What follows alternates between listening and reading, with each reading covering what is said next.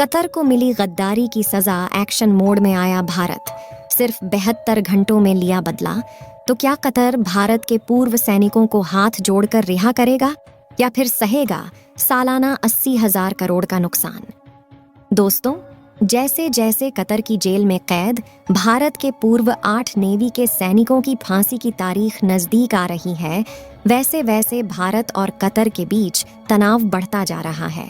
एक तरफ भारत दुनिया भर के सामने चीख चीख के अपने पूर्व सैनिकों द्वारा की गई जासूसी के सबूत मांग रहा है, जो कतर देने से कतरा रहा है, तो दूसरी तरफ व्यापारिक स्तर पर भारत कतर की कमर तोड़ने में लगा हुआ है। भारत ने कतर को अल्टीमेटम देते हुए कहा कि अगर हमारे नागरिकों से कोई गुनाह हुआ है तो उसके सबूत दिखाओ या फिर उन्हें रिहा करो, लेकिन बिना सबूत दिखाए बेकसूरों को सूली पर चढ़ाया तो हम आपको कहीं का नहीं छोड़ेंगे।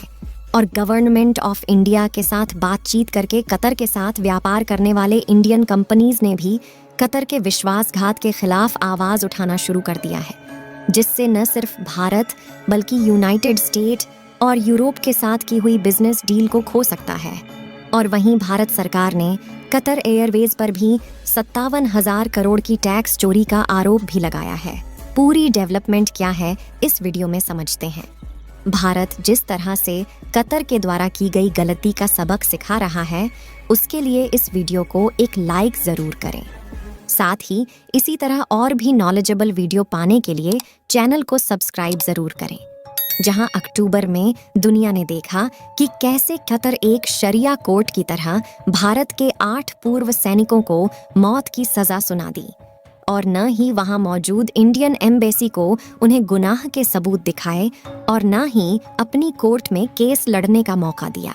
इस मनमानी पर भारत ने कई सवाल किए, लेकिन इतना बड़ा बिजनेस रिलेशन होने के बावजूद अब तक कतर भारत की एक नहीं सुन रहा, जिससे भारत सरकार गुस्से में आग बबूला हो गई है। और अब सरकार ने एक ऐसा एक्शन लिया है जिससे कतर की बेचैनी बढ़ गई है। दरअसल भारत ने अफ्रीका के देश में जाकर ऐसा कदम उठाया है जो कतर को रेगिस्तान की तरह उन्हीं के मिट्टी में मिला सकता है। जहां भारत ने अफ्रीका के देश मोजाम्बिक के साथ मिलकर 72 घंटों में एक ऐसी डील कर दी है जिससे कतर को विश्वासघात की बहुत बड़ी सजा मिल चुकी है। आपको बता दें कि जैसे ही 26 अक्टूबर के दिन कतर ने भारत के पूर्व नौसैनिकों को फांसी की सजा सुनाई, तभी तुरंत एक्शन लेकर भारत के petroleum minister Hardeep Singh Puri Africa के दौरे पर निकल गए, जहां उन्होंने मोजाम्बिक में $20 बिलियन की LNG गैस की परियोजना पर काम तेज कर दिया, जो कि 13 million metric ton natural gas produce करेगा और उसका सीधा सप्लाई भारत तक पहुंचाएगा। इस प्रोजेक्ट की जानकारी देते हुए ऑयल मिनिस्टर हरदीप पुरी ने कहा कि यह एक गेम चेंजर साबित हो सकता है। आपको बता दें कि लिक्विड नेचुरल गैस के लिए भारत खाड़ी देशों पर निर्भर है और हम सालाना 20 million metric ton LNG gas import करते हैं, जिसमें से 50% यानी 11 million metric ton natural gas तो सिर्फ कतर सप्लाई करता है। यानी कि नेचुरल गैस के लिए हम कतर पर निर्भर है।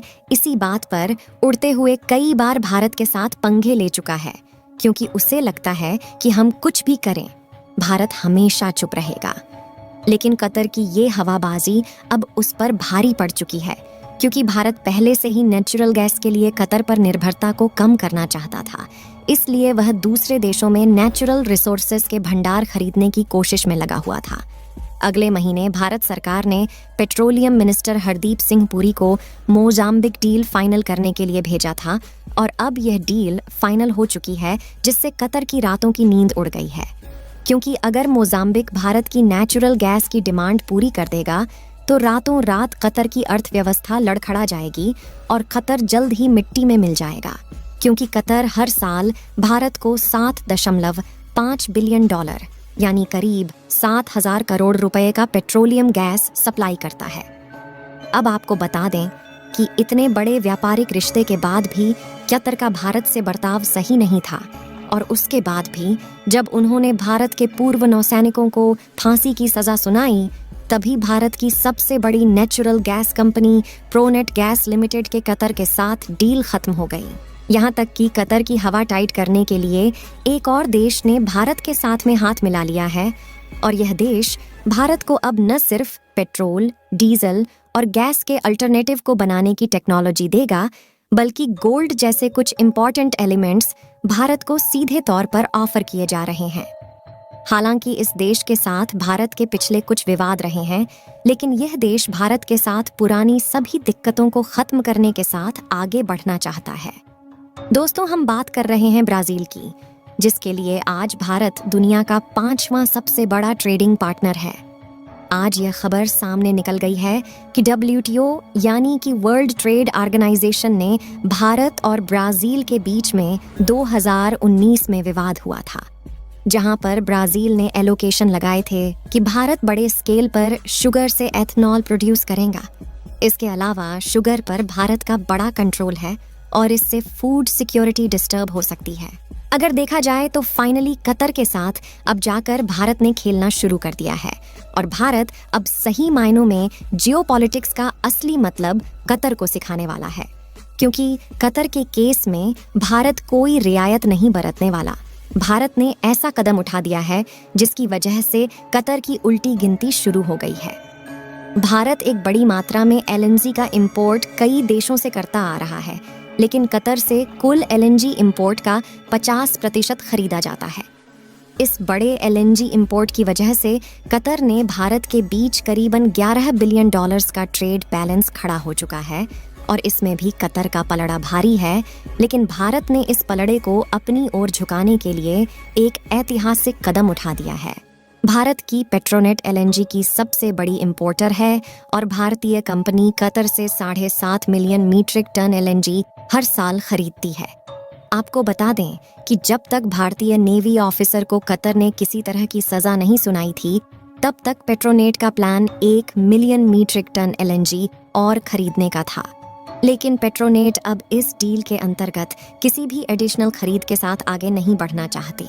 अगर ब्राजील और भारत की बात की जाए तो इस छोटे से इंसिडेंट की वजह से दोनों देशों के बीच में थोड़ी सी कहासुनी हुई थी, लेकिन इन सब चीज़ों को पूरी तरीके से ख़त्म किया जा रहा है, जहां पर ब्राज़ील ने ऑफिशियल अनाउंसमेंट कर दी है कि वह भारत को फ्लेक्स फ्यूल और एथनॉल प्रोड्यूस करने वाली सभी टेक्नोलॉजी ट्रांसफ़र करने जा रहा है। और इसमें भारत की अहम भूमिका है, जब भारत ने G20 समिट के दौरान ग्लोबल अलायंस की बात कही, जिसमें बड़े बड़े अरब देशों ने भी पार्टिसिपेट किया था और लगभग सभी बड़ी अर्थव्यवस्था वाले देशों ने यहाँ पर पार्टिसिपेट किया। इसीलिए ग्लोबल बायोफ्यूल से काफ़ी प्रोजेक्ट बन जाता है, जिसमें सभी देश अपना योगदान देना चाहते हैं ताकि वो ज़्यादा से ज़्यादा प्रॉफिट कमा सकें। आपको बता दें कि भारत सरकार कतर में फंसे 8 भारतीय ऑफिसरों को बचाने के ऊपर काम कर रही है और हम आपको यकीन दिलाते हैं कि जल्द ये भारतीय ऑफिसर भारत लौटने वाले हैं। बाकी आपको क्या लगता है, भारत सरकार इन्हें बचा पाएगी या नहीं? अपनी राय कमेंट में ज़रूर बताएं। इस वीडियो को यहीं पर ख़त्म करते हैं।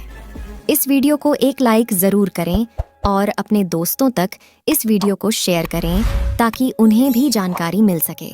इसी तरह और भी नॉलेजेबल वीडियो देखने के लिए अपने भरोसेमंद चैनल को सब्सक्राइब करके बेल नोटिफिकेशन को ऑल पर ज़रूर रखें। वीडियो को अंत तक देखने के लिए धन्यवाद।